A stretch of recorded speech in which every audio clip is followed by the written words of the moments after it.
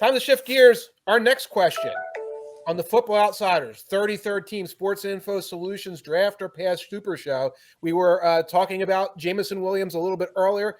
Direct question that we're going to throw to Mike Tannenbaum. Jameson Williams may need a redshirt year because of his ACL tear. But you're running a team that needs wide receiver help now. Let's say it's the middle of the first round. Jameson Williams, draft or pass? I'm drafting. I may even be trading up for him. I love him. I just think when you see players outrun leverage, which I've seen him do, that just is a rare trait to have. So you think about explosive, game-changing speed. I'll wait on the ACL, and I'll be super happy when it gets back on the field. And by the way, under the rules with PUP, I could take that into most of the season, and I'm in no rush.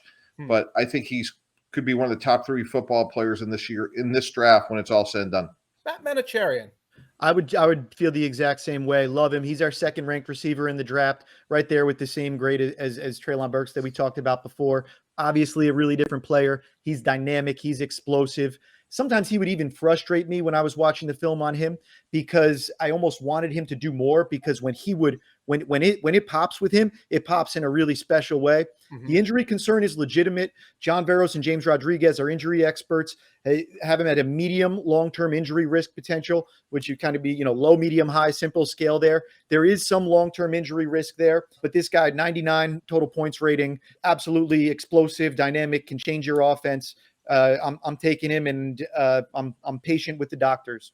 I think it depends on where your team is in the success scale. Yeah. I think if you're Green Bay and you're trying to win it all this year with an older quarterback and you need a receiver, you can't take a guy who's going to have a redshirt year.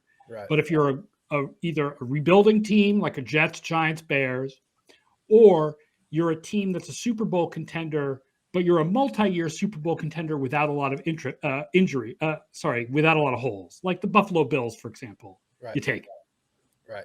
And what about a team like the Saints or Eagles? That's going to be the range at the lowest, I think, that he's going to fall. And they're in the middle there. They're in the wild card world. So I think you take him. I think rather than, if you're the Eagles or even the Saints, you can imagine yourself building it up and making it to the end this year. Mm-hmm. But it's going to be pretty hard.